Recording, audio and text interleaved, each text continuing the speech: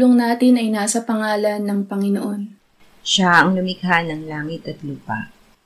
Ating ipahayag ang ating mga kasalanan sa Diyos. Ang ating Diyos ay Diyos na mahabagin at mapagpatawad.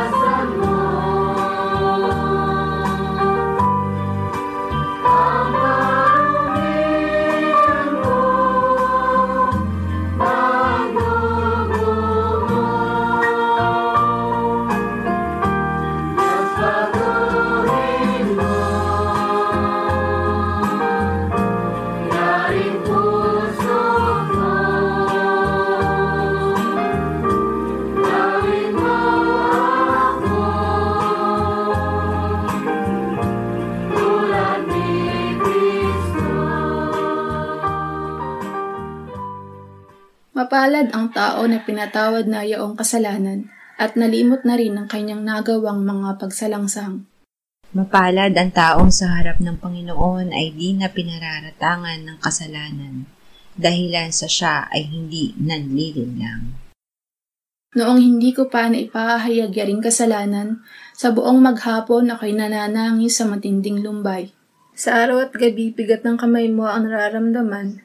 Ano pa't wala nang nalalabi akong lakas sa katawan. Hamog ang kaparis, dagling na tayo sa sikat ng araw. Ako ay lumapit sa iyong harapan at salay inamin. Ang aking nagawang mga pagsalansang di ko inilihim. Pinagpasyahan ko ang lahat ng ito sa iyo'y idaing at aking natamo ang iyong patawad sa sala kong angkin. Mga minamahal, sinasabi sa unang Juan, Kabanata 1, Talata 9, kung ipinapahayag natin ang ating mga kasalanan, maaasahan nating ipatatawad sa atin ng Diyos ang mga ito at lilinisin tayo sa lahat ng ating kasamaan sapagkat siya ay tapat at matuwid. Salamat sa iyo, O Diyos. Pinatunayan mo ang iyong pag-ibig sa amin nang si Kristo ay mamatay para sa amin noong kami mga makasalanan pa. Ngayon ay buksan mo ang aming mga labi at kami ay magpupuri sa iyo.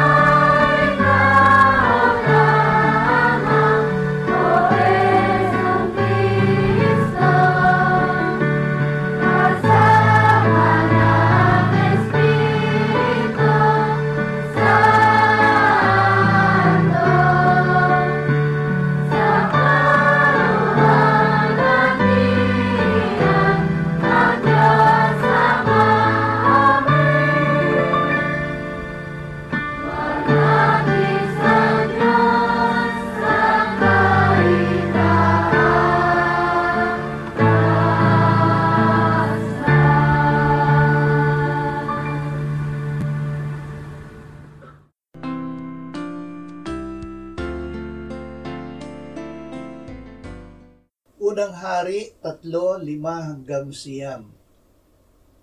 Sa Gibeon ay nagpakita ang Panginoon kay Solomon sa panaginip sa gabi. At sinabi ng Diyos, hingin mo kung ano ang ibibigay ko sa iyo. At sinabi ni Solomon, O Panginoon kong Diyos, iyong ginawang hari ang iyong lingkod na kahalili ni David na aking ama. Bagaman ako'y isang musmus lamang, hindi ko nalalaman ang paglabas at pagpasok. At ang iyong lingkod ay nasa gitna ng iyong bayan na iyong pinili, isang malaking bayan na hindi mabibilang o matuturingan dahil sa karamihan. Bigyan mo ang iyong lingkod ng isang mapag-unawang isipan upang pamahalaan ang iyong bayan, upang aking makilala ang mabuti at ang masama. Sapagkat sino ang makakapamahala dito sa iyong malaking bayan? Manatili sa pagpapala ng Diyos. Binigyan ng Panginoon ng pantas at matalinong pag-iisip si Solomon. Binigyan din niya siya ng kayamanan at karangalan. May nag-akala na si Solomon ang hinirang na maghahari magpakailanman. Ngunit noong matanda na si Solomon, siya ay tumalikod sa Diyos at sumamba sa mga Diyos-Diyosan. Hindi siya lumakad ayon sa mga daan at tuntunin ng Panginoon gaya ng kanyang amang si David. Ang tunay na hinirang ng ama na maging hari magpakailanman ay ang Panginoong Jesus. Tanging sa pamamagitan ni Jesus makapananatili ang mananampalataya sa pagpapala ng Diyos. Si Jesus ang biyaya ng Diyos. Awit 119:77 hanggang 100. O mahal na mahal ko ang iyong kautusan. Ito'y siya kong binubulay-bulay sa buong araw. Ginawa kong higit na marunong kaysa aking mga kaaway ng mga utos mo, sapagkat ito'y laging kasama ko. Ako'y may higit na pangunawa kaysa lahat ng aking mga guro, sapagkat aking binubulay-bulay ang iyong mga patutuo. Ako'y nakakaunawa ng higit kaysa nakatatanda, sapagkat aking iningatan ang iyong mga salita. Gawin ang sinasabi ng salita. Ang umiibig sa Diyos ay umiibig, nakikinig, nagbubulay-bulay at sumusunod sa kanyang salita. Huwag lang maging tagapakinig ng salita ng Diyos, kundi sundin ang sinasabi nito. Ang taong nagsasaliksik at tumutupad sa kautosang ganap na nagpapalaya at hindi tagapakinig lang na nakakalibot agad, ay pagpapalain ng Diyos sa mga ginagawa niya. Efeso 1:3-7. Purihin nawa ang Diyos at Ama ng ating Panginoong Hesukristo, na siyang nagpapala sa atin kay Kristo ng bawat pagpapalang espiritual sa sangkalangitan, ayon sa pagkapili niya sa atin sa Kanya bago itinatag ang sanlibutan, upang tayo'y maging banal at walang dungis sa harapan niya sa pag-ibig. Tayo'y itinalaga sa pagkukupkop upang maging kanyang mga anak sa pamamagitan ni Jesucristo ayon sa kabutihan ng kanyang kalooban para sa ikapupuri ng kanyang maluwalhating biyaya na ipinagkaloob niya ng walang bayad sa atin sa pamamagitan ng minamahal. Sa kanya'y mayroon tayong katubusan sa pamamagitan ng kanyang dugo na kapatawaran ng ating mga kasalanan ayon sa mga kayamanan ng kanyang biyaya. Kaalaman sa mga pagpapala. Tayo na sumampalataya kay Kristo ay binigyan ng Diyos ng mga pagpapalang espiritual, kinupkop bilang kanyang mga anak, tinubos sa pamamagitan ng kanyang dugo, at pinatawad sa ating mga kasalanan ayon sa kayamanan ng kanyang biyaya. Upang malaman natin ito, ibinigay niya ang kanyang salita na nagbibigay sa atin ng karunungan at pangunawa. Ibinigay niya sa atin ang Espiritu Santo na ngayon ay nananahan sa atin.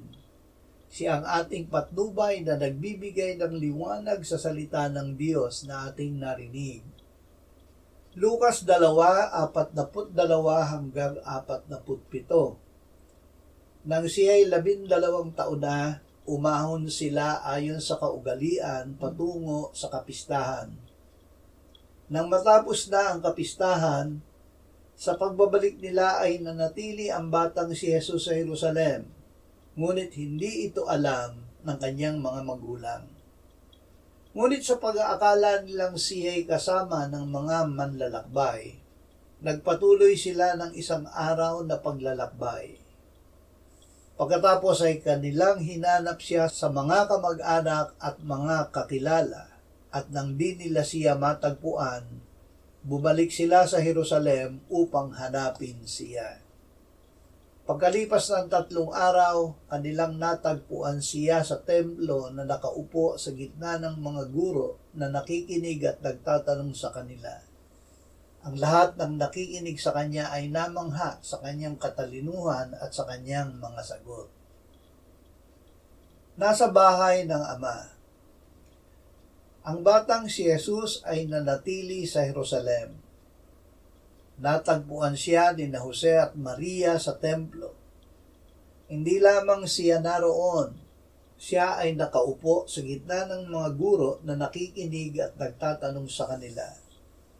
Sa murang edad, nakita na sa kanya ang katalinuhan sa mga aral ng Diyos na pinag-aaralan at itinuturo ng mga guro sa templo. Nang tanungin siya ng kanyang mga magulang ay sinabi niya, "Bakit ninyo ako hinahanap? Hindi ba ninyo nalalaman na dapat ay nasa bahay ako ng aking ama?" Gayunman, umuwi siya na kasama nila sa Nazaret at naging masunurin sa kanila. At si Jesus ay lumago sa karunungan, sa pangangatawan at naging kalugod-lugod sa Diyos at sa mga tao. Ang nalaban ni Jesus. Noong nangaral ang Panginoong Jesus ay namangha ang mga pinuno ng mga Hudyo at sinabi nila, paano niya nalaman ang mga bagay na ito gayong hindi naman siya nakapag-aral? Sinabi ni Jesus, hindi galing sa akin ang mga itinuturo ko, kundi sa nagsugo sa akin. Malalaman ng sino mang gustong sumunod sa kalooban ng Diyos, kung ang itinuturo ko'y galing nga sa Diyos o sa akin lang. Ang nagtuturo ng mula sa sarili niyang karunungan ay naghahangad lang na papurihan siya. Ngunit ang naghahangad na papurihan ang nagsugo sa kanya ay tapat at hindi sinungaling. Noong gabi bago siya nagdusa ay sinabi niya sa Ama, ito ang buhay na walang hanggan, na ikaw ay makilala nila na iisang Diyos na tunay at si Jesucristo na iyong sinugo. Ang mga salitang ibinigay mo sa akin ay ibinigay ko sa kanila at kanilang tinanggap at totoong nalaban na ako ay nagmula sa iyo at naniwala silang ikaw ang nagsugo sa akin.